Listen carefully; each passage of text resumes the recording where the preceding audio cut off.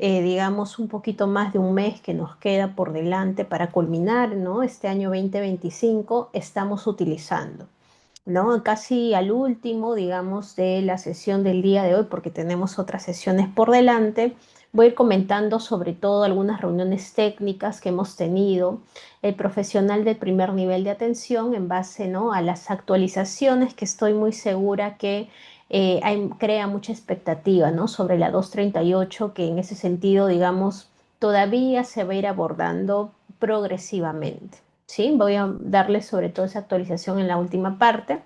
Entonces, acompáñennos, ¿no? Todo, digamos, lo que aborda en adelante las horas, ¿no? Vamos viendo, entonces, en ese sentido, vamos a hablar de los aspectos prácticos a considerar en el control de CRET de la niña y el niño menor de 5 años. Vamos a hablar también del examen físico, ¿no? En este sentido, en la cual tiene un enfoque muy importante, sobre todo porque sujeto de atención que se le llama también en la normativa y que continúa en ese sentido inclusive en la 238, pero que también lo menciona dentro del enfoque DIT, ¿no? Lo que es los controles de CRET. Tenemos que tener en cuenta que el bebé, el niño menor de 5 años que complementa en este caso la atención dentro de, digamos, la atención como tal, la atención integral de este pequeño, quien complementa esos cuidados ya posteriores son los padres. Son los padres o el cuidador. Entonces, dentro del enfoque que nosotros queremos, digamos, abordar en el niño, todas las intervenciones que hacemos en el niño es involucrando a los padres. Eso en primera instancia, ese es un mensaje clave. ¿Por qué? Porque no es como hace años atrás, cuando nosotros aplicábamos el CRET, ¿no? Un CRET, digamos, más ligado a la antropometría.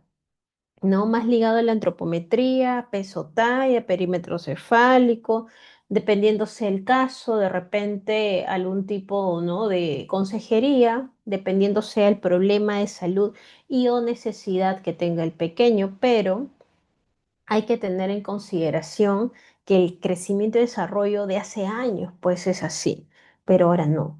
Ahora es un enfoque ligado en este sentido también de la atención de los padres y o cuidadores, ¿no? Que deben estar involucrados también desde la primera instancia ahí, ¿no? Entonces, eso como primer mensaje.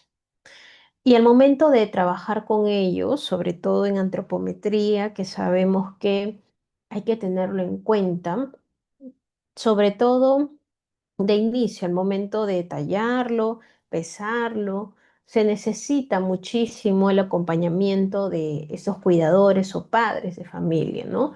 Para que el niño entre en confianza y también para generar la cooperación también del niño, porque sabemos que el niño entra en un ambiente totalmente desconocido.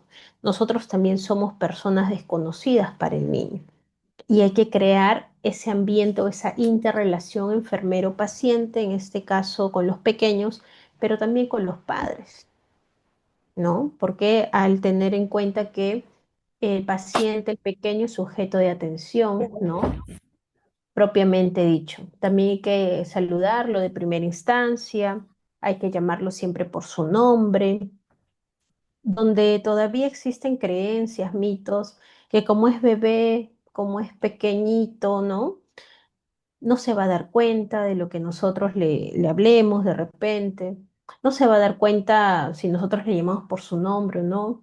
Sí se da cuenta, ¿ya? Sí se da cuenta. Desde el inicio es muy importante tratarlo con mucha empatía, con mucho respeto y hablarle también por su nombre. Después, tenemos en cuenta también en cómo se va a realizar estas intervenciones, en qué ambiente, cuál es lo que contempla la normativa en este sentido con el enfoque DIT. Tenemos en cuenta un ambiente y también el equipamiento. Ya en ese sentido tenemos ciertas baterías que nos proporciona el Ministerio de Salud para poder utilizarlos en base para poder, digamos, potencializar ese desarrollo del niño, poder evaluar ciertos ítems del desarrollo con algunas escalas, digamos, por ejemplo, en el caso del EDP. o el TEPSI, ¿no? Para poder, digamos, de alguna manera evaluar cómo va este desarrollo del niño. También tenemos ciertos juguetes, como vemos acá, pero lo importante es que miren, a comparación de 10 años atrás, pues, inclusive, ¿no? Antes de la pandemia, que se ha ido incorporando progresivamente este enfoque de intervención temprana, que es el DIT, que es así, como vemos acá en imágenes, ¿no? De esta manera. Es así, con un piso, digamos, en la cual se desarrolle todas las intervenciones con el pequeño en el piso. Hacer esto, como vemos ahí a la enfermera y vemos a la par también a la madre, es cansado.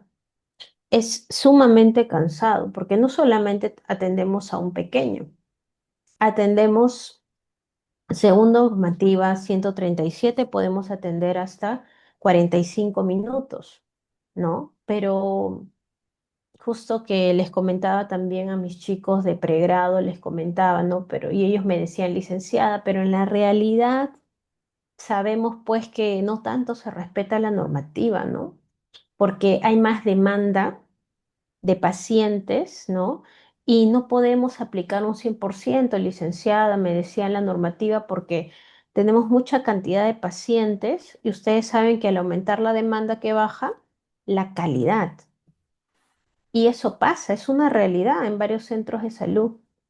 Y yo les decía, ¿no? Ante esto, reúnanse, ¿no? Reúnanse, en este caso porque va a costar, pero están siendo respaldados, ¿qué más? Por una normativa y que se tiene que hacer respetar.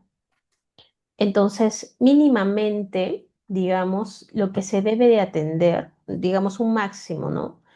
6 pacientes. 6 pacientes, porque recordemos que dentro de esas 6 horas que tenemos, una es administrativa donde realizamos todo el sistema, la historia clínica, donde ahora no podemos hacer, por ejemplo, el vaciado o el llenado de estos datos, estar mirando básicamente la historia o en el caso del ECALI, que es también el sistema CISE, que también se pasan los datos, ¿verdad? Ya no es tanto eso.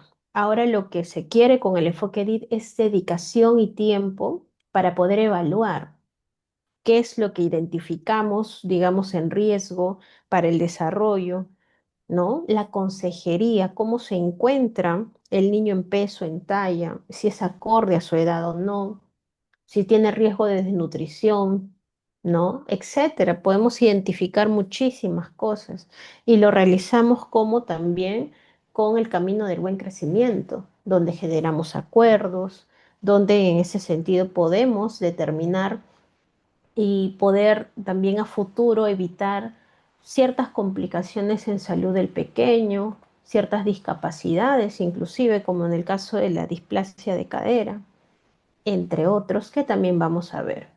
Sí, entonces en ese sentido, estimados colegas, miren cómo es ahora. Ahora se tiene que realizar así. 45 minutos, 6 pacientes, que es lo éticamente, digamos, permitido para poder poner ahí en práctica la normativa, pero cuesta. Cuesta, les comento, porque en la realidad sabemos que todavía en los consultorios de CRED se siguen atendiendo 10, 20 pacientes. Se sigue, digamos, en esa instancia. Se estará aplicando completamente todo, digamos, el CRED con el FOCEDIT. Pareciera, digamos, donde más se atiende cantidad por producción y que ahora en día, si seguimos en ese entonces, estamos atrasados hace 10 años, como antes era el CRED, como les comentaba, porque todavía no había esta normativa. Pero ahora, si bien es cierto, ya estamos, digamos, también desligándonos de esa normativa desde el 2017, pues, ¿no? Ya va a entrar en vigencia la 238 a partir de enero del 2026. Entonces, esto, importante, digamos, desligarnos poco a poco, pero más que desligarnos, dar ese paso, ¿no? Dar ese paso del respeto a nuestra normativa. Ahora, aquí también tenemos en cuenta el mantener una temperatura adecuada. Recordemos que son pequeños. Es otro grupo etario, no son adultos. Hay que velar porque todas las condiciones, digamos, del consultorio sean acorde también al pequeño, ¿no? Y el equipo y o materiales que nosotros vamos a utilizar también deben de cumplir con todos los estándares, ¿no? Tenemos las baterías, los juguetes, etc., que lo vamos a ir utilizando progresivamente como, digamos, nos muestre el test peruano, ¿no? Para ir evaluando a nuestros niños. Acá tenemos cuatro pasos importantes, por ejemplo, para resumir nuestra atención. Acá yo les sugiero bastante que tomen esto, digamos, en cuenta al momento de atender un paciente en CRED. ¿Por qué? Porque sabemos de primera instancia, si es tus primeras rotaciones en CRED, son muchos formatos por rellenar. Son bastantes intervenciones por niño y cada niño es sumamente distinto, un mundo aparte. ¿Por qué? Porque va a depender de la edad que tiene tu niño para que enfoques ahí tu consejería propiamente dicho. Y va a depender muchísimo.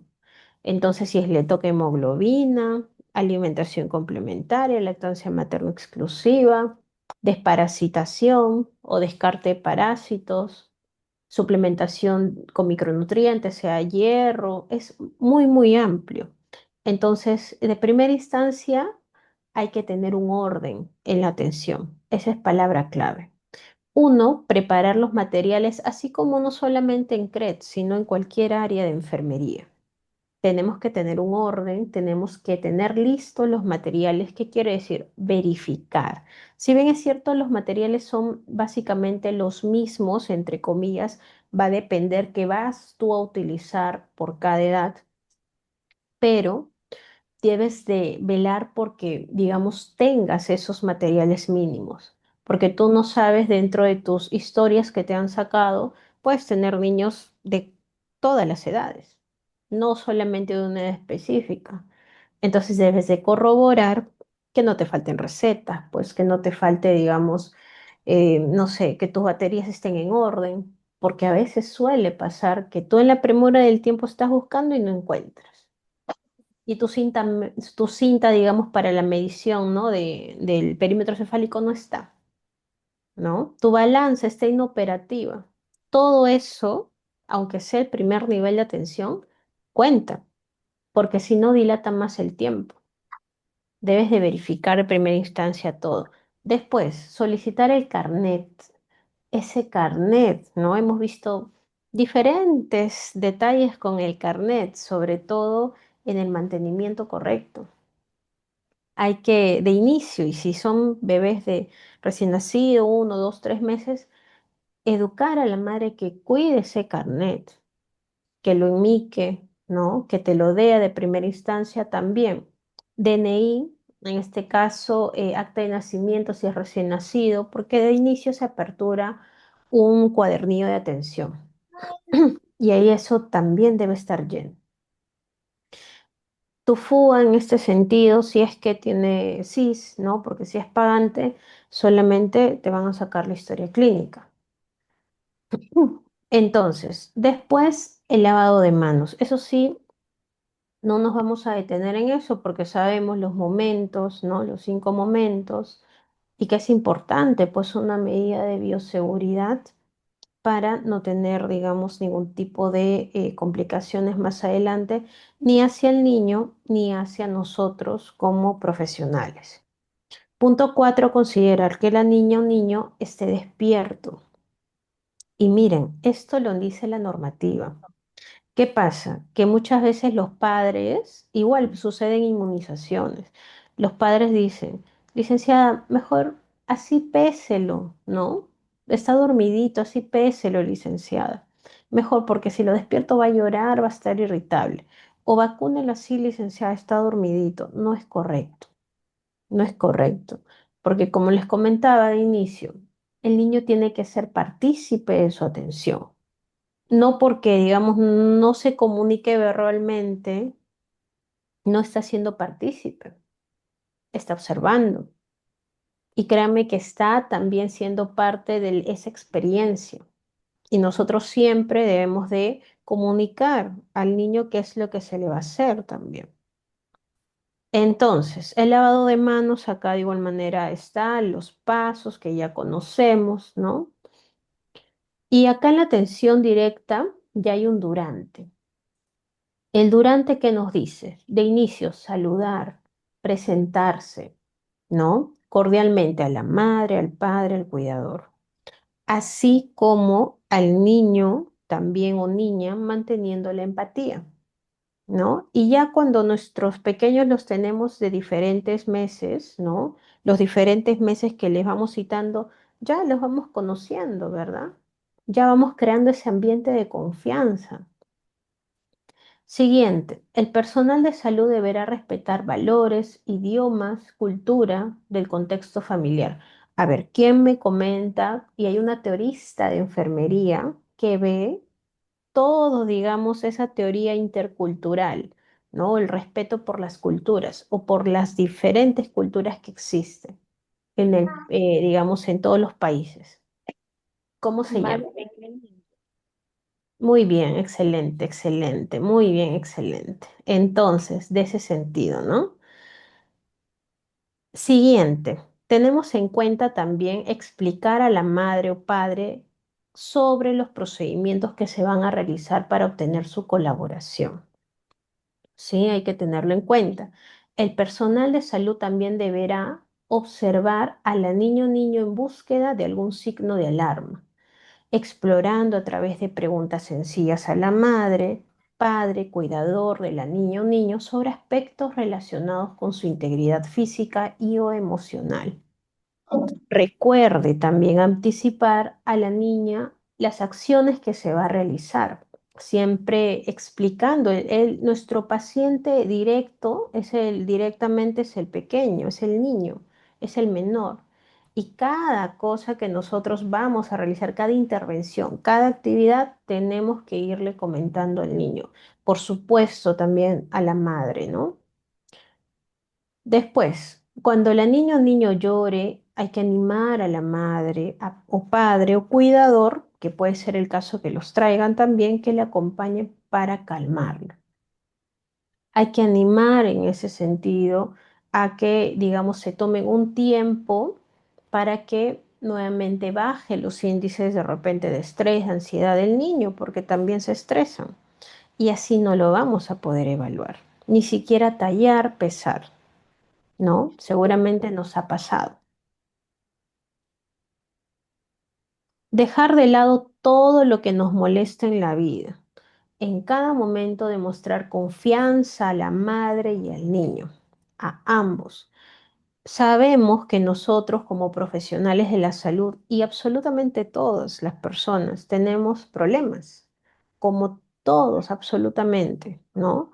Pero al tratar con niños no podemos, digamos, ser ajenos a una buena actitud y también a conservar, ¿no? Digamos, este carisma propiamente dicho y la empatía también en la atención. ¿Por qué? Porque si no fuese de esa manera, pues el niño, no sé si les ha pasado, el niño les puede, digamos, observar, ¿no? Se siente la energía, se siente, digamos, cuando una persona está molesta, está por X motivo, ¿no? Problemas, etc. Pero también existe lo que es un perfil del enfermero de CRET o enfermería, en este caso, que atiende a los niños, ¿no? Al primer nivel de atención dentro de la atención integral de los pequeños, del niño. ¿Y cómo debe ser esto? Fuera de todo lo que nos aturde, todo lo que nos molesta, ¿no? Eso, digamos, dejarlo en una bolsa plástica bien amarradito, invisible, ¿no? Entre comillas, afuera de tu centro de salud, para que ingreses totalmente, digamos, con un cambio de pensamiento a favor de la atención que les estás brindando al niño y que sea la mejor, ¿no? Entonces, observar. Después, ¿qué vamos a observar? La relación del vínculo entre la madre y el niño, o los padres y el niño, o el cuidador que lo trae, ¿no? que puede ser la abuelita, puede ser pues otro familiar. Observar el estado general también, cómo se encuentra el niño. La higiene también es muy importante. Y actividad de la niña o el niño. Realizar control de funciones vitales y absolutamente todos estos, ¿no? Después, ¿qué vamos a hacer? Priorizar el diagnóstico para orientar las intervenciones oportunas. También se puede hacer PAE comunitario, ¿verdad? Ahora también nos sustenta bastante, digamos, en el quehacer de enfermería, las bases científicas. ¿Y qué más científico que la nomenclatura Nanda-Nicknock? Se pueden hacer, digamos, PAES licenciada en la comunidad de un pacientito de CRED, de inmunizaciones. Sí, la respuesta es sí, porque eso te direcciona más adelante Hola. Hola. también en este sentido para que puedas resolver problemas, fundamentado en el primer dominio, promoción de la salud. Entonces, claro que se puede. Mm. Después, tenemos informar a la madre, padre o cuidador sobre los resultados de la evaluación del crecimiento y desarrollo. Muy importante. Tres, promover un espacio, en este caso para la consejería, sobre los aspectos observados en control de crecimiento y desarrollo. Punto cuatro, promover que la madre, padre o cuidador pues asuman también compromisos, ¿no? Y acuerdos que surgen de esta consejería. Al finalizar la atención, se deberá también registrar detalladamente todos los aspectos encontrados en el control de crecimiento y desarrollo de forma obligatoria, nos dice, y con letra legible. Muchas veces, pues, si nosotros sabemos que no somos el único profesional de enfermería que está en CRET o que rota por CRET, y pues para que haya un seguimiento adecuado, nosotros vemos siempre el control anterior. Y eso debe ser legible, eso debe ser, digamos, entendible para que pueda ver la resta, ¿no? Porque le restamos para valorar, en este caso, pues la ganancia tanto de peso, de talla. Pero si no se entiende, les digo porque ha pasado, a mí me ha pasado casos. Entonces, ¿cómo vamos a poder dar, digamos, el seguimiento adecuado? ¿No? Después, seis, invitar a la madre, padre o cuidador a la próxima cita según edad y según diagnóstico, ¿no? Después, ¿qué nos debe presentar o qué debemos solicitar a los padres? Carnet de control, ¿no? En este caso el DNI en físicos, si es que es primera atención, y o en este caso su FUA, si es que formato único de atención, si es que pues tiene SIS, ¿no? Porque si es pagante, de todas maneras no va a tener ello, ¿no? Acá tenemos verificar siempre el carnet de CRET. En las historias clínicas, que ahora se hace historias clínicas electrónicas, también se sube al sistema CISE, ¿no? Se migra automáticamente al GISMINSA también, y por ello quienes ya tienen, digamos, este sistema no hacen GIS manual porque todo migra a través del sistema. Y esa es la idea, ¿no? Que, digamos, a futuro todos los establecimientos de salud lo tengan y ya no se haga tanto, digamos, papeleo, entre comillas, ¿no? Porque tenemos otros registros más, no solamente la historia clínica. Entonces, lo que definitivamente es deseable que se homogeneice todo eso a nivel nacional, pero para que esto pase, todavía estamos en ese camino, ¿no? En primera entrevista, buscar factores de riesgo. Esto es básico. La primera vez que tu pequeño llegue al, digamos, al establecimiento de salud, su primera atención, dentro del cuadernillo de atención que les comentaba, recuerdan, sobre todo en primeras atenciones, vamos a encontrar esto. Esas son preguntas que se hacen a los padres adultos responsables del cuidado. De 0 a 30 meses en la primera entrevista. Es acerca de factores de riesgo. Acá si los padres son parientes cercanos, ¿no? Se controló el embarazo, su parto fue, digamos, atendido por un personal no profesional, etcétera, etcétera. Y acá se va marcando sí o se va marcando no. Después, en el examen físico, como nosotros ya lo sabemos, dentro de la valoración que realizamos al pequeño, se van a realizar estos cuatro puntos importantes, ¿no? Se va a realizar la inspección, que para observar hay que, digamos, eh, ir en búsqueda de lo que nosotros, digamos, nos preocupase a futuro o indagar en ciertos riesgos, ¿no? ¿Qué es lo anormal, digamos ya en palabras más sencillas, que yo dentro del examen físico cefalocaudal estoy encontrando en el pequeño, ¿no? Entonces, observamos las facies, la piel, las faneras, el cabello, las uñas, la piel, anexos y otros, ¿no? En la ocultación, para escuchar los ruidos del cuerpo durante el examen físico, los pulmones, el corazón, los intestinos, etcétera. En la palpación, para examinar el tamaño, la consistencia, la textura, también la localización y la sensibilidad de un órgano o parte del cuerpo.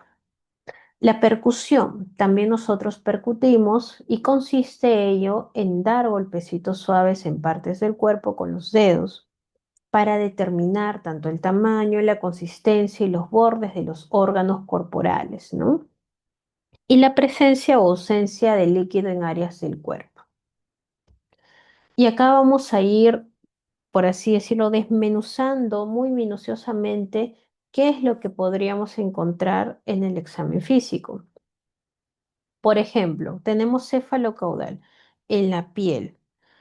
Observamos el color, ¿verdad? Miren, por ejemplo, este color de piel, ¿no? Ictericia, ¿verdad? Podría ser patológico, podría ser fisiológica, patológica en el caso que dura más de 3 meses, ¿no? Y o no desaparece progresivamente solo o con lactancia materna o con las recomendaciones de enfermería, sino que se recomienda fototerapia, ¿verdad? Entonces, ello, la elasticidad, la hidratación, la temperatura, si es cianosis también. Valorar y describir la presencia de lesiones o abnormalidades como eritemas, pápulas, máculas, vesículas, ampollas, edemas, etcétera, ¿no? Considerar la medición del diámetro del hemangioma, manchas lunares, coloración, engrosamiento, presencia de edemas, manchas lunares, ¿no? Coloración verdosa en zona sacrococcigia son llamadas las manchas mongólicas, ¿no? Que muchos padres se asustan de repente y mucho más si son padres primerizos y piensan que se ha caído el bebé, ¿no? De repente un descuido, cuando se cayó, ¿no? Sobre todo en padres que los dejan con cuidadores. Y no se trata de nada de eso, es, digamos, una mancha de nacimiento totalmente normal y desaparecen entre los 2 años de edad. Hasta esa edad es normal. Observar irritaciones, erupciones de la piel por contacto prolongado con pañal mojado, porque ahí vienen las dermatitis perianales, ¿no? Entonces, o también por el cambio de marca de pañal, ¿no? También, porque la piel del bebé sabemos que es muy, muy sensible, ¿no? Verificar el cabello también, la textura, cómo es, porque el cabello también me quiere decir muchas cosas de la persona, no solamente del bebé. Cómo está hidratado, no está hidratado, ¿no? Es quebradizo, se cae. El cabello me dice muchísimo de una persona. Hasta me puede decir si está bien alimentado o no, bien nutrida, ¿no? En este caso, si está con anemia o no, entre otras cosas. Entonces, tenemos las uñas también, me dicen muchas cosas de las personas, también de los pequeños, ¿no? Lisas, redondas, observar el color, la fragilidad. la forma, también la limpieza, ¿no? La presencia de uñeros, etcétera. Observar también los signos sospechosos de violencia, valorar también el estado de la higiene. En cabecita, dentro de todo lo que valoramos en cabecita, por ejemplo, acá tenemos en cuenta algo importante, las fontanelas. Las fontanelas sí o sí es muy importante, hasta pueden ser signo de alarma en el lactante o en el recién nacido, si es que, digamos, no se cierran a la edad adecuada, están abombadas o están hundidas, ¿no? Me puede indicar fiebre, por ejemplo, en el lactante o fiebres altas, ¿no? Una fontanela bombada, o en el caso de hundidas puede ser por deshidratación del lactante. Es decir, digamos, no una lactancia materna exclusiva. Me puede indicar que la madre le está dando con ciertos horarios restringidos la lactancia materna. Entonces, ¿qué pasa? La lactancia materna también tiene agua y el niño no se está hidratando bien. Entonces, es importante valorar esa cabecita desde las fontanelas. ¿Cómo se llama, a ver, la fontanela llamada también anterior? ¿Y cómo se llama la fontanela posterior? A ver, estimados colegas, la fontanela anterior, aquí, tiene Lamboidea y forma de pragmática. rombo, ¿verdad? Lamboidea y pragmática. Muy bien, excelente. Lamboidea y bregmática, ¿no? La fontanela en este caso bregmática, ¿no? Como les comentaba anterior, también llamado, es forma de rombo en este sentido y va a estar abierto, dura un poco más, ¿no? En desaparecer, por así decirlo, son huesos del cráneo que todavía no juntan y hasta al año y medio o 2 años máximo, según la normativa, va a cerrar. Ahora después tenemos la fontanela posterior. Esta es más pequeñita, ¿no? Lamboidea, como lo que habían comentado, forma de triángulo, mayormente no tan perceptible por la madre, porque es más pequeñita, y esto cierra de 2 a 3 meses de edad, ¿no? Entonces hay que tener bastante cuidado ahí con la cabecita, no soplarle, digamos, hay ciertos mitos también que se arrastran, ¿no? De generación en generación, algunos le ponen debajo del gorrito algodoncito, tantas otras, digamos, creencias que tienen, ¿no? Que si le sopla no va a hablar, ¿no? Hay bastantes creencias con respecto a estas famosas molleritas que se hablan, ¿no? Entonces, acá lo importante es que los padres identifiquen que eso, ¿no? Que les comento los signos de alarma. Orejas. Acá hay que tener en cuenta las fases, si bien es cierta enfermería dentro de la valoración y la observación, sobre todo debe ver la buena implantación de la oreja, ¿no? Siempre la alineación también, y que sean simétricas, pues, ¿no? Observar la forma. Miren, por ejemplo, aquí, tiene una baja implantación. La simetría de uno con otro para descartar parálisis facial, porque puede ser el caso o edemas, ¿no? Descartar también rasgos genéticos menores, hipertelorismo también, implantación baja de orejas, etcétera. En la nariz, permeabilidad, ¿cómo es? ¿Cómo es esta permeabilidad? ¿Es buena, es regular, es mala? Presencia de rinitis o alergias, ¿no? Valorar si las fosas nasales están también permeables. Evaluar también deformidades, desviaciones, ¿no? Todo lo que podemos ver en, digamos, de forma integral, ¿no? Si hay congestión nasal o no, si hay que secreción sanguinolenta, ¿no? Y de ser el caso, derivar también especialista. En las orejas, ¿qué vemos en las orejas también? La higiene, aparte de la implantación, los edemas, la simetría, la limpieza, la higiene. Ya hay que tener en cuenta.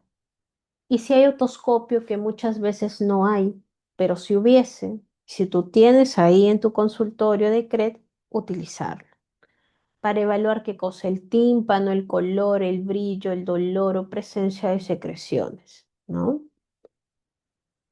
En los ojos, miren todo lo que podemos encontrar y que no pase desapercibido, que no pase desapercibido y que hay que de encontrarlo, digamos, esta evaluación es, el objetivo de CRED es poder identificar precozmente si es que el niño, digamos, tiene algún tipo de alteración, en este caso visual, ¿no? Porque le va a afectar o no la calidad, digamos, de vida. Le va a afectar definitivamente. Y es por eso que en el primer contacto de un CRED nos abre la puerta, digamos, para poder determinar o descubrir o identificar definitivamente problemas de salud potenciales en el menor, ¿no? Acá tenemos la dosis parpebral, el entropión o el ectoprión, ¿no? Tenemos también acá, digamos, dependiéndose a la valoración de la inspección de la zona ocular externa o en este caso los párpados, ¿no? Que van a tener en cuenta también la inflamación, puede también tener características de edema, ¿no? Etcétera. En los ojos también la presencia de un repliegue del párpado, en epicantos, las conjuntivas, las esclerótidas, el color sobre todo que tienen. En la iris los cambios de color, en las pupilas la presencia del reflejo pupilar, observar la forma, observar el color, ¿no? La pupila blanca, los globos oculares también, observar si estos son pequeños, que se llaman microftalmos o nanoftalmos, y evaluar también el movimiento, ¿no? De seguimiento, digamos, de un objeto, y se evalúa a partir inclusive de los 3 meses, 2 meses, 3 meses, de un lado hacia otro, si va siguiendo objetos con la mirada, ¿no? Y también la evaluación con la linterna, si es que tiene reflejos, ¿no? En este caso positivo, y evaluar también la fijación monocular, que es la aplicación del test descubrir o cover and cover, y también realizar la agudeza visual ya en pequeños más grandecitos, ¿no? A partir de los 3 años, aplicando la cartilla de Snellen y el optómetro, ¿no? En la boca, miren en la boca que vamos a observar. Las condiciones de integridad, ¿no? Si es que es buena, es regular, es mala. No olvidar examinar el paladar, importante. Podemos encontrar también en el caso el frenillo sublingual, corto, frenillo corto también puede ser el caso, que de encontrarlo, ¿no? Hay que derivarlo. Ya hay que derivarlo, ya va a depender del especialista en este caso, porque he escuchado, ¿no? De médicos que en ese sentido comentan que a partir de los 6 meses hasta inclusive el año, en algunos porque difieren, que recién sería una edad oportuna para que puedan pasar, digamos, una pequeña cirugía y se pueda hacer, digamos, el restablecimiento, ¿no? De la estructura anatómica, porque ¿qué podría ocurrir más adelante? Problemas tal vez en el habla, ¿no? Es por eso que mientras antes, mejor. Observar tamaño, posición de la lengua, cómo está, descartar Muget también. Desde el primer control del crecimiento, desarrollo profesional de enfermería, médico, que en este caso le comento contempla también en la 238. Ojo, y no está mal, no está mal en realidad, pero siempre y cuando esté capacitado. Eso es, digamos, importante. Médico general u otro profesional también de la salud responsable de la atención, ¿no? Entonces es importante la valoración también de la boca.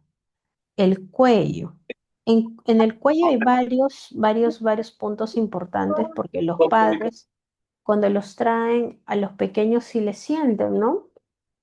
Unas masitas detrás de los oídos a veces, o muchas veces más en la parte, en la región occipital, un poco más debajo, ¿no? Por ahí les sienten, así como en la imagen. Entonces, ¿ahí qué sucede? Los padres se preocupan porque piensan que es otra cosa, de repente un tumor, etc. Pero nada de eso.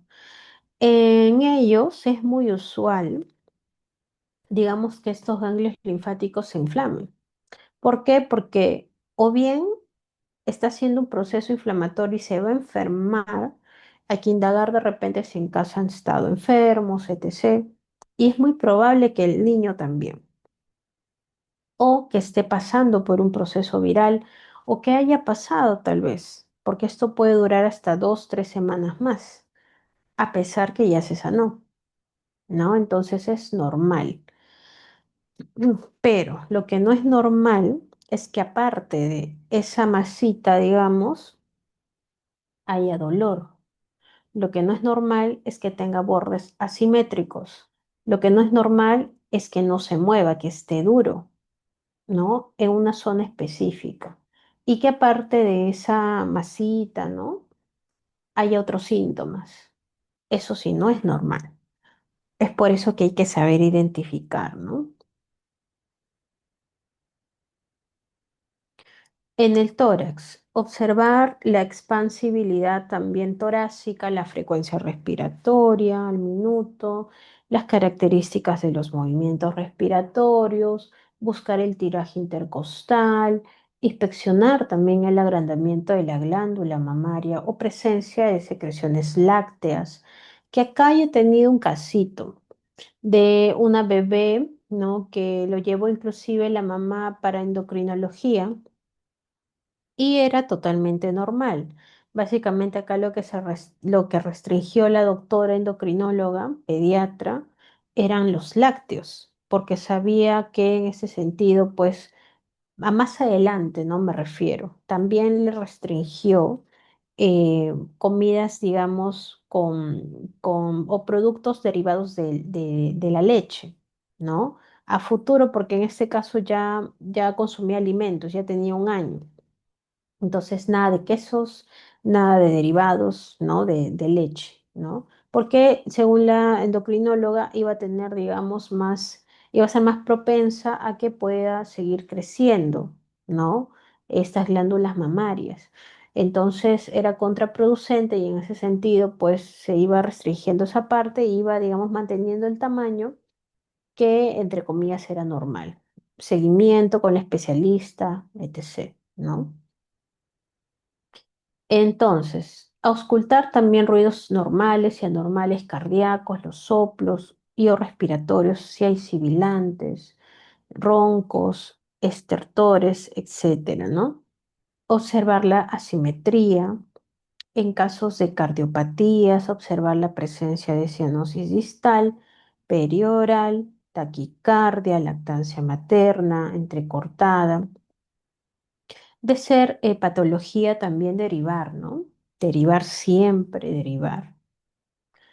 Abdomen, inspección, palpación, percusión, auscultación, limpieza, ¿no? De la zona también con una gasa limpia.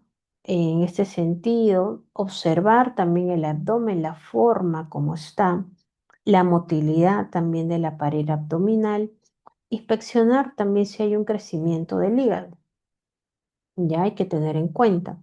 Auscultar los ruidos hidroaéreos, palpar las hernias inguinales y o referir de igual manera al especialista de ser el caso. Columna vertebral, observar asimetrías, rigidez, cómo está la postura, cómo es, digamos, la postura, sobre todo cuando se siente el niño. Verificar si hay desviaciones de la curvatura normal de la columna.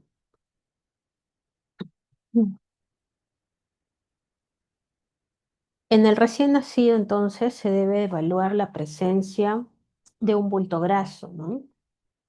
La fobia pilonidal también en este caso, que es la presencia de una depresión o fosa en la región sacra, la lordosis, la escoliosis, la cifosis, que se evalúan en especial en niños mayores de 2 años.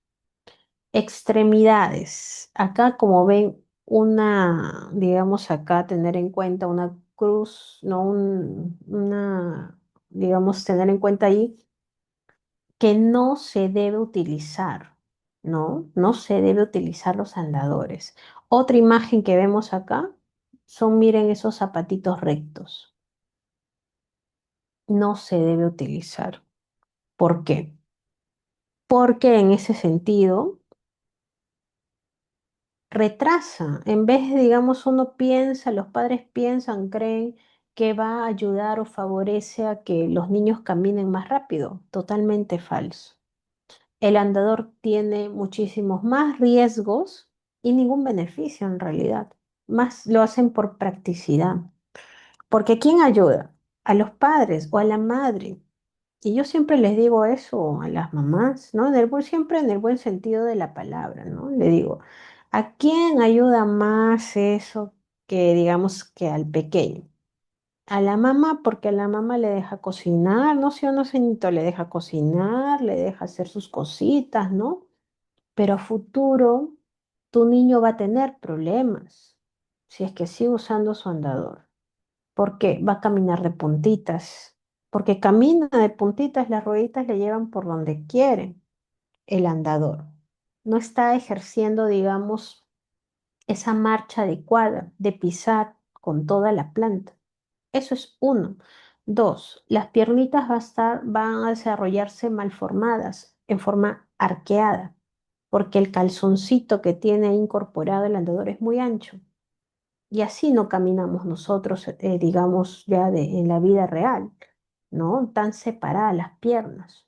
Es por eso que las piernas de los bebés y mucho más que están en pleno desarrollo, pues va a adoptar esa forma anatómica.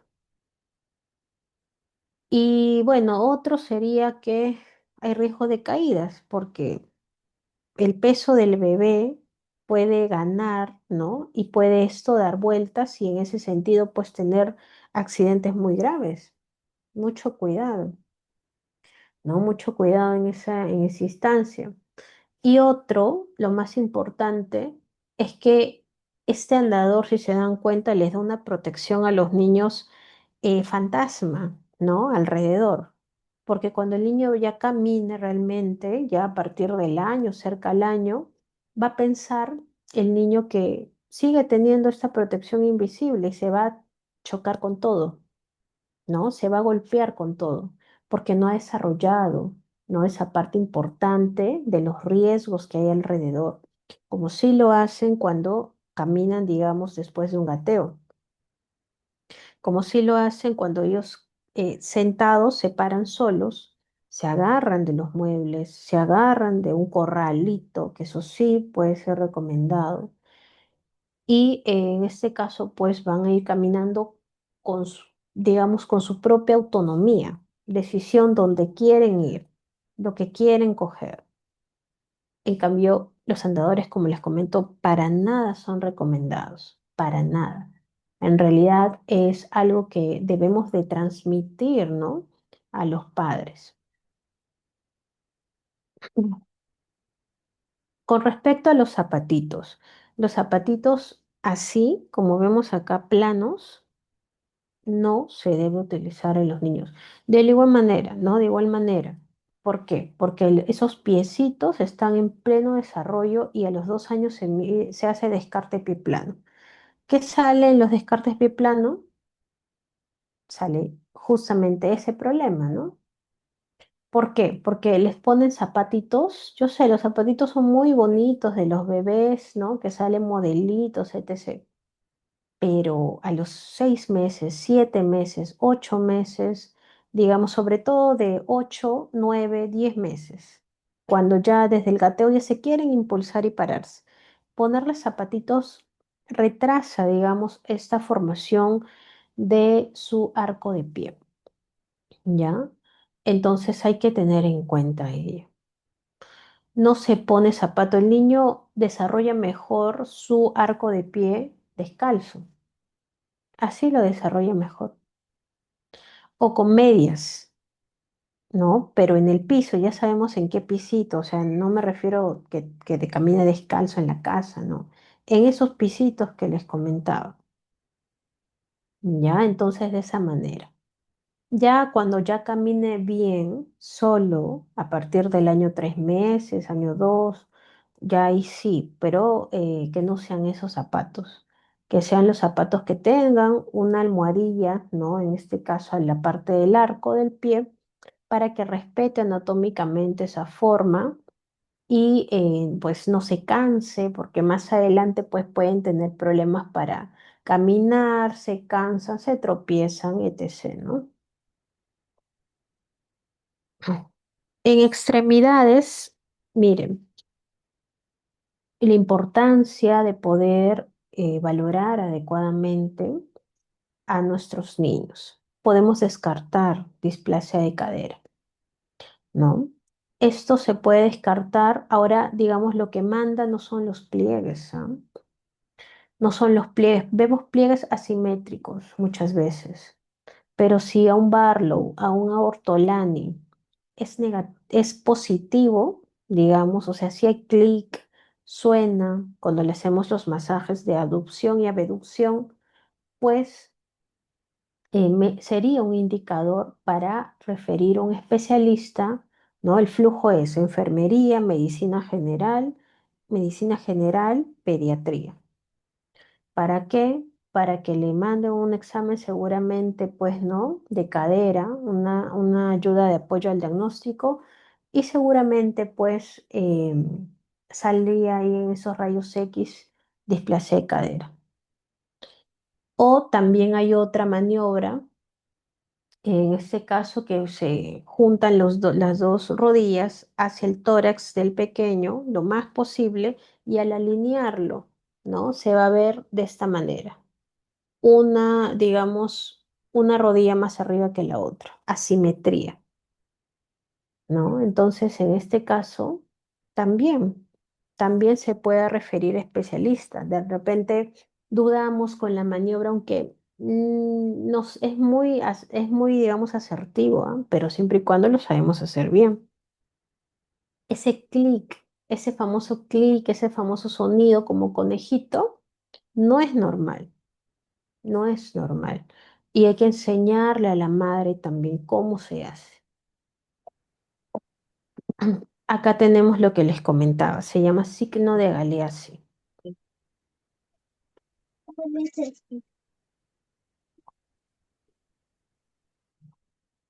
Acá tenemos, ¿ven? Este signo de Galeazzi, por así decirlo, me corrobora lo que ya les había comentado. Me corrobora Barlow Ortolani positivo. Más signo de Galeazzi positivo, sí o sí derívale, sí o sí. No es que esto, señora, vamos a ver el próximo control, cómo va. No, por eso es la importancia de poder registrar lo que encontramos, ¿no? Hacer una buena valoración. Extremidades. Entonces, en el examen físico, el lactante debe descartarse los siguientes signos. Limitación de la aducción, que es al abrir las piernitas como un libro, no sobrepasa los 60 grados. Algo está pasando, ¿no? Entonces, y el signo de Ortolani positivo, porque primero es en el caso, ¿no? De adopción, el Ortolani positivo es la niña o niño acostado de espaldas con caderas flexionadas en ángulo recto, se apoya el pulgar en la cara interna, por acá lo tenemos, cara interna del muslo y el dedo medio a nivel del trocánter mayor, al abducir, que es alejar de la línea media, se siente el famoso clic, ¿no? Que les decía, de entrada de la cabeza de fémur, es decir, no encaja, pues, no encaja. La cabeza de fémur no encaja en cadera, ¿no? O en el acetábulo que se le llama, ¿no? Y el signo de Barlow positivo es de igual manera digamos, pero al aducir, aproximar, ¿no? En este caso se siente también el clic. O sea, al abrir y cerrar, en ese movimiento sucede en ese sentido el clic. También que podemos encontrar, ahí está, el pie plano, alteración caracterizada por aumento del área de contacto plantar con arco longitudinal interno disminuido o ausente. Después de los 3 años es posible también descartar pie plano, pero en realidad es a partir de los 2 que empezamos anualmente, ¿no? Calcáneo valgo tenemos acá, miren cómo es más metido, por así decirlo, a línea central, arco longitudinal aplanado, podemos encontrar estos casos también, aducción del antepié, miren lo que podemos encontrar. También, esto es algo muy práctico en la evaluación para poder descartar realmente si un niño tiene pie plano o no, es decir, si tiene formado su arquito del pie o no. Esto nos dice que el niño acostado, ¿ya? Nosotros ligeramente y suavemente también, el dedo, digamos, el primer dedo, lo acercamos a eje central o hacia el tórax, digamos, ¿no? Ligeramente, ¿ya? Al hacer ese movimiento, ¿no? Hacia el empeine, digamos, o a la parte, digamos, central del pequeño, se va a poder visualizar esto, ¿no? Se va a poder visualizar. Si no se visualiza, pues definitivamente no hay formación adecuada del arco del niño. Después, también este es otro, digamos, técnica simple para poder aplicarlo ya en pequeños más grandes, ¿no? Pero igual a partir de los 2 años es que de lo que está de pie va solamente a topar, digamos, o levantar el talón, ¿no? Y se va a apoyar en los metatarsos. Y al hacer ese movimiento de levantar, básicamente, pues, ¿no? El talón se va a formar también, ¿no? Y acá podemos observar ese arco. Si no se forma de igual manera, pues, ¿no? Lo otro, al momento de hacer esa valoración, utilización del podoscopio, hay que tener en cuenta también que no en todos los centros de salud tenemos el podoscopio, pero de tenerlo se debe de todas maneras de poder esto utilizar, ¿no? ¿Qué es lo que sucede en la práctica? Porque no todos los centros de salud lo tienen, mayormente los maternos infantiles, para poder tomar la huella plantar. ¿Qué es lo que hacemos, digamos, dentro de nuestra experiencia? Porque de todas maneras debemos de valorar esto. Es con el tampón, ¿no? Tenemos un tampón exclusivo, por supuesto, para esta huellita del bebé, en este caso del niño, ¿no? Y con ello lo vamos a registrar, ¿no? O anexar en las historias clínicas. En extremidades también se ve la marcha, ¿no? De espaldas, en el desplazamiento corporal, y esto se va a evaluar a partir de los 15 meses. También para hacer un buen examen de la marcha hay que dejar con pocas prendas, ¿no? Para poder valorar bien y mirarlo al niño 360, ¿no? Por delante, detrás, de lado, en reposo con ropa también interior y de pie, observando de frente y de espalda la simetría del cuerpo. De lado también deben de evaluarse las curvas de la columna, buscando una patología. Pedir también a la niña o niño que camine, idealmente varios metros, ¿no? Y observar. También, en la marcha normal es aquella que permite realizar un menor gasto energético al organismo y provee también la libertad de movimiento para la realización de actividades. En la marcha patológica ya va a ser evaluar la marcha en punta de pie o marcha equina o en talones, que es la de posición talo, y si hay una claudicación en la marcha o cojera, ¿no? Que se le llama. El génito urinario, miren también que podemos observar, y esto hay casos que se ve, pero se ve siempre y cuando valoramos exhaustivamente, palpamos. Muchas veces se puede encontrar un testículo no descendido o ambos, ¿no? Y que se encuentran en la parte baja del abdomen. Y esto se le llama pues la criptorquidia, ¿no? Testículo no descendido. No está en bolsa escrotal. Cuando nosotros tocamos, palpamos en búsqueda de los testículos en bolsita, no está. No está uno, no está en los dos, puede ser. Entonces, o están ausentes, ¿no? Hidrocele, que es el aumento del volumen de la zona escrotal, de consistencia líquida. La fimosis, que es observar el pene de la zona del prepucio, la estrechez del orificio, también del prepucio, que impide la salida del glande, ¿no? O al retraerlo hay adherencias. Las epispadias, que es cuando hay un meato uretral en la zona dorsal del pene.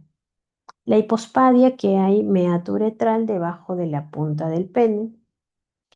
Y en todos estos casos, pues hay que referir, ¿no? Al especialista. También puede ser el caso que también encontremos, digamos, algún tipo de indicio, por así decirlo, o violación, también violación sexual. Por ejemplo, en mi caso, y digamos, no ha sido ni siquiera experiencia ya como enfermera asistencial. He tenido esa experiencia de serums, he tenido esa experiencia. Y si bien es cierto, es un trámite muy engorroso, muy, muy engorroso, pero es necesario, porque nosotros al ser profesionales manejamos la ética. No podemos dejar pasar eso, y más aún si lo evidenciamos. ¿No? Es un proceso sumamente engorroso, tienes que ir a declarar, etc., cómo sucedieron dentro de tu atención, claro está, pero hay que respaldar. Imagínense, y acá hay que ser muy empáticos, ¿no? Imagínense si fuese nuestro caso, nuestros hijos, ¿no? Imagínense, es un caso muy delicado, pero puede pasar. Evaluación neurológica también. Puede ser hiper o hipotonía también, ¿no? Y todo eso se resuelve, pero como les comento, identificándolo tempranamente. Falta de reflejos, ¿no? O puede ser el caso de hiperlaxitud también. Todo eso se puede, digamos, llevar a mejor puerto, mejor pronóstico, si es que derivamos oportunamente a los especialistas. Terapias ocupacionales, ¿no? Terapias físicas y va a, digamos, mejorar la calidad de vida de estos pequeños. Acá les dejo un cuadrito también de, digamos, tener en cuenta lo más específico de la valoración por pares craneales. Ahí está. ¿Qué evaluamos en espalda y glúteos? La columna, si es normal o no, desviaciones o no, condiciones de higiene, de posición también. Puede ser el caso también, ¿no? Que la madre te comente, es estreñido, ¿no? Región anal, presencia de lesiones, oxiurus, ¿no? Que en este caso parásitos puede haber también. Alteraciones más frecuentes, estrabismo, como vemos ahí, dermatitis, que es muy común, hernias umbilicales, ¿no? Pie valgo, pie varo, frenillos, hipotonía, ¿no? En la evaluación nutricional, punto muy importante acá también, tener en cuenta, hasta los 2 años se mide la longitud, es decir, acá lo que observamos, el niño acostado, ¿no? La madre, miren cómo es la posición de la madre. Si nosotros educamos desde recién nacido, desde la primera atención, a cómo va la madre situada al momento de fijar al niño al tope fijo, ¿no? En el infantómetro, porque vuelvo a repetir, es menor de 2 años. La madre después ya solita, de a los próximos controles ya solita, se va a posicionar ahí, porque ella sabe la importancia de fijar la cabecita ahí. El examinador, o en este caso la enfermera, va en los miembros inferiores. Va cogiendo el tope fijo, no en este caso el tope móvil, y va realizando acá primero la fijación y la comprobación de que ese cuerpo está alineado, cabeza, tronco, extremidades. Y con la mano, digamos, dominante, ¿no? Va a realizar la toma de esa medida de longitud. Acá no es talla, ojo, talla es a partir de los 2 años en el tallímetro. Entonces acá va haciendo las medidas, 1, 2, 3, y se va a fijar pues acá en la cinta qué valor va a obtener y eso se registra. Aquí es una balanza pediátrica, ¿no? En este caso, de igual manera, hasta los 2 años, ¿no? A partir ya, o sea, es decir, 1 año, 11 meses, 29 días. 2 años exacto, en igual en el caso en la talla, se hace con balanza de pie, ¿ya? Eso es muy importante porque siempre momento de hacerlo o llevarlo a las prácticas, muchas veces se observa que no se está haciendo correctamente, ¿ya? Y también acá, esto es en aras de mostrar, ¿no? Cómo se realiza un peso, pero es sin pañal, ¿ah? Sin pañal, sin ningún tipo de prenda.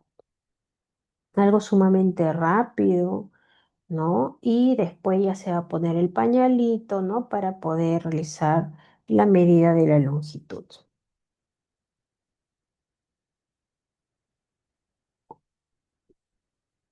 También se pueden observar, digamos, ciertos cambios, digamos, anormales también dentro de toda la estructura anatómica de los pequeños. Se puede reconocer signos también como marasmo, kwashiorkor o mixto, que también hay, un kwashiorkor marásmico, ¿no? Y definitivamente, aunque pareciera lo contrario en el caso de kwashiorkor, también es desnutrición, ¿ah? También es desnutrición. Podemos, miren la siguiente imagen, ¿qué podemos ver? ¿Cómo podemos encontrar este pequeño? ¿No? Desnutrición, esta es desnutrición, pero no edematosa. Miren, una delgadez sumamente extrema, hasta se hace referencia, ¿no? En el caso de hacerle comparación con, digamos, con una apariencia de, digamos, de un anciano, ¿no? Puede haber pliegues también en el glúteo, piernas, ¿no? O signo de pantalón que también se le llama. O lo contrario, que pareciese una obesidad infantil, pero no es kwashiorkor o desnutrición edematosa, ¿ya? Se puede observar. O también kwashiorkor marásmico, que es la combinación de ambos, ¿no? Donde sí acá genera edema. Acá, tener en cuenta, como ya les había comentado, pero acá se ve mucho más claro lo que es la técnica adecuada de poder medir la longitud y la talla, ¿no? En este caso, la longitud. Miren al padre, miren al examinador o en este caso a la enfermera. Los pies y todo el cuerpo pues alineado, no debe haber espacio acá entre la cabeza y el tope fijo. No debe haber espacio porque si no ya es otra talla, pues, ¿no? El niño no debe estar con la cabeza de lado, debe estar recto porque también es otra talla. Y miren, acá en el caso de la talla propiamente dicho, ¿no? Acá longitud, acá talla, de igual manera, con otra persona que ayude a fijar los piecitos, en este caso la madre, el cuidador, ¿no? A los pies, en el caso de la rodilla, caderas, bien pegadito al tallímetro. el niño como posición de firme y nosotros en la cabeza, ¿no? Bien pegadito, digamos, también al tallímetro y nuestra mano, digamos, no dominante o dominante, que sería lo óptimo, pues tener acá para toma de esta talla. Acá está mucho más específico todo lo que les había comentado para obtener, ¿no?, una buena medición de la talla.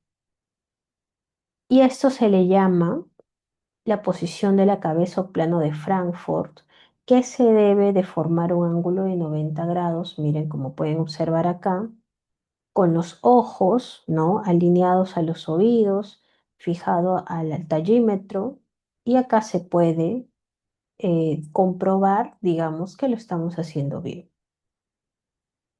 Acá tenemos las ganancias, el incremento de talla por edades, ¿no? Y cuánto va obteniendo óptimamente o si es adecuado por edades, ¿no? Teniendo en cuenta que cada mes pues va a variar.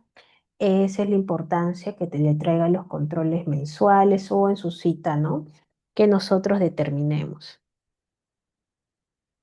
La medición del peso es la lectura de las agujas de la balanza, que debe ser preciso también. Acá tenemos algunas condiciones: balanza mecánica, de plataforma, ajuste diario, tienen que tener, observar siguientes indicaciones, sobre todo la calibración, y ajustar a cero, ¿no?, antes de realizar la toma del peso. Mayormente tenemos estos dos en consultorios, ¿no? Verificar siempre las condiciones de ubicación, las condiciones de la balanza. La balanza debe estar ubicada también en una superficie lisa. Pesar también con la mínima ropa, o en este caso, pues de preferencia, se pesa sin ropa, sin ropa.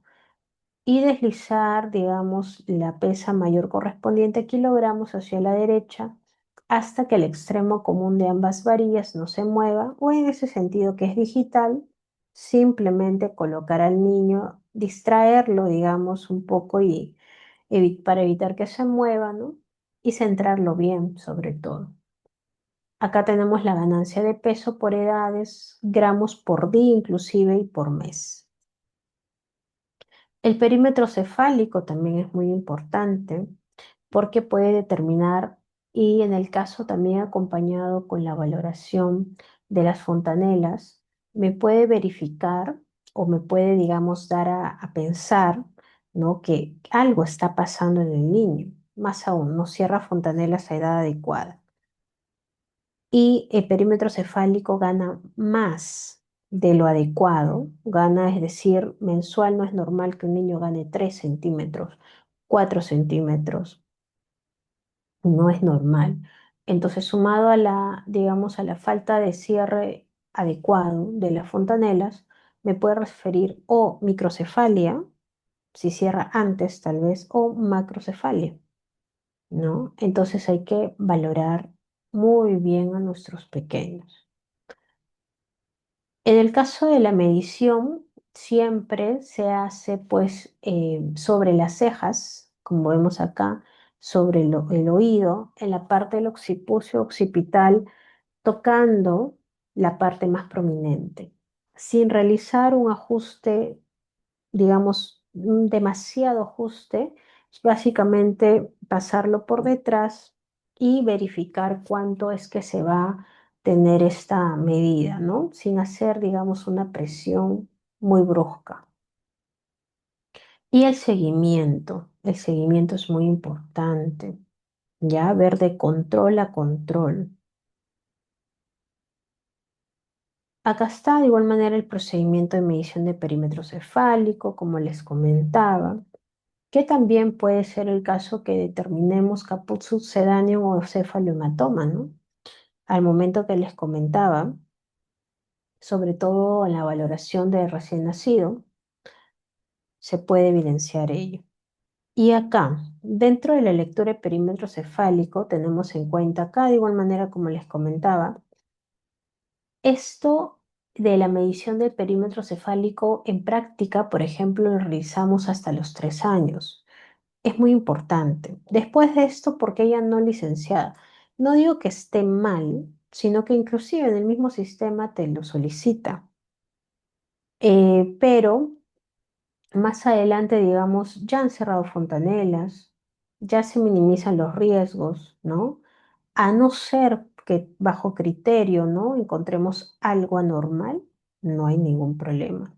Pero básicamente por el cierre de fontanelas, ¿no? Se prioriza esa edad. Y tiene una cinta especial desde la marca Seca, ¿no? Igual que las balanzas. No se realiza con estas cintas. Nos, como dice ahí, ¿no? Somos enfermeros, no somos modistas. Tiene otra técnica, digamos, tiene otro tipo de diseño, por así decirlo, ¿no? Otro tipo de fin. No se realiza con ello. Ahí de igual manera tenemos, ¿no? Cómo es que se realiza. Y acá los valores normales de ganancia de perímetro cefálico por edades. Procedimiento nuevamente de medición de perímetro cefálico y ya está. Lo normal sería que suba, digamos, 3 puntos más, mayor a 3 puntos, ¿no? Mensuales. De igual manera, derivar, pues, ¿no? Derivar especialista. Puede ser el caso también de tener en cuenta valoración por tamizaje BIF, donde con unas preguntas sumamente puntuales, precisas, sencillas, podemos también identificar si los niños son, digamos, violentados en casa, ¿no?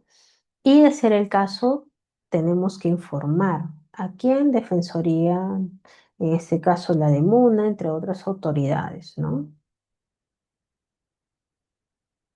También nuevamente en el caso ya de detecciones visuales, ¿no? Tenemos que tener en cuenta la inspección, buscar el reflejo también del parpadeo, el reflejo pupilar, el reflejo rojo, el seguimiento de ambos ojos y la fijación monocular. También el reflejo luminoso corneal, el cover test, que muchas veces se hace para descartar ambliopía. Y la agudeza visual ya sabemos a partir de los 3 años, ¿no? Que se va a realizar. Esa es la cartilla de Snelling, ¿no? El que les comentaba.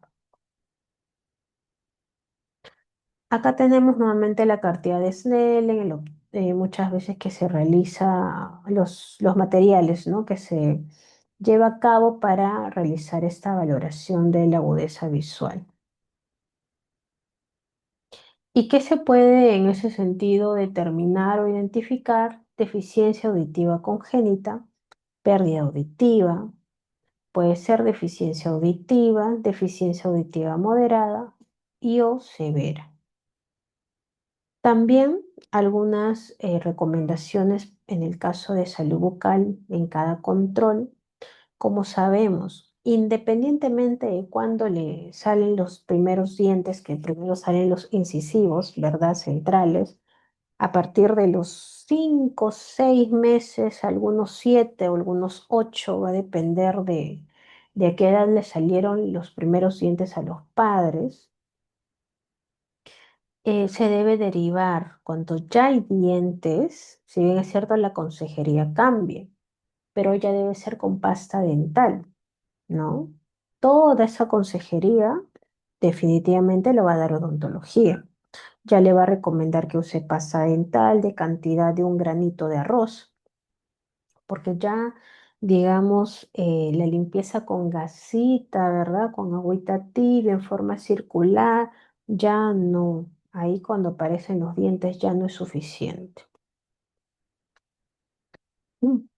Ahí está, valorar siempre también las manchas que puedan salir, la higiene, cómo está, también las pautas preventivas que se le pueda dar, ¿no? Verificar las encías también, etcétera. Y hay que les comentaba también la cantidad, ¿no? Eso es por parte, sabemos ya de una consejería más extensa en el caso de odontología, pero para conocimiento también nosotros lo debemos de conocer. Aquí, por ejemplo, hasta los 36 meses, un pequeño, la cantidad es similar de pasta dental de un arroz, ¿no? Un granito de arroz. Y en el caso ya de 3 añitos a más es como una alverjita, ¿no?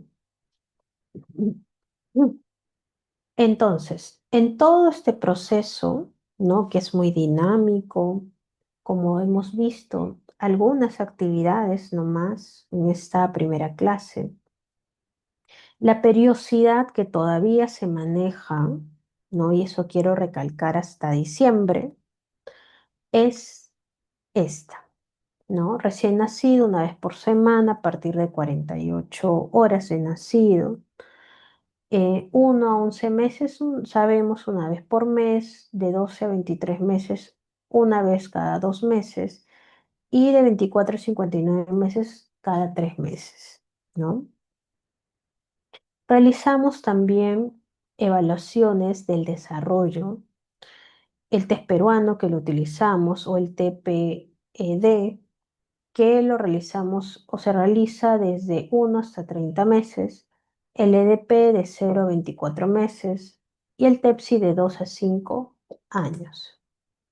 Entonces son algunos instrumentos y hay que utilizarlos porque sin ello, ¿cómo verificamos, cómo contribuimos a una correcta, digamos, valoración del desarrollo, ¿no? ¿Cómo contribuimos a fortalecer y a que, digamos, que esa consejería impacte ya dentro digamos, de las actividades que enseñemos a los padres en consultorio y negociemos también para que ellos lo hagan en casa, ¿no? Todo a favor que puedan seguir desarrollándose adecuadamente y puedan llegar también a cumplir los hitos del desarrollo por edades, ¿no? Nuestros niños.